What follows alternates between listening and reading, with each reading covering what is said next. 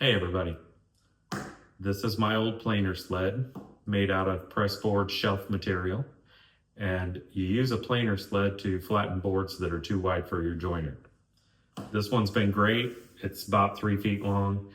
I had it when I had a smaller shop. I didn't, have as much space, and I wasn't making bigger projects. And it's worked just fine, and it'll continue to work fine when I am doing smaller boards. But I'm working on a project where I'm creating a surface that's about 5 feet long, and I needed 2 or 3 boards that were, kind of wide to make up a desktop surface. And so I went and got some MDF and created a new planer sled, and I thought I would show you how I did it.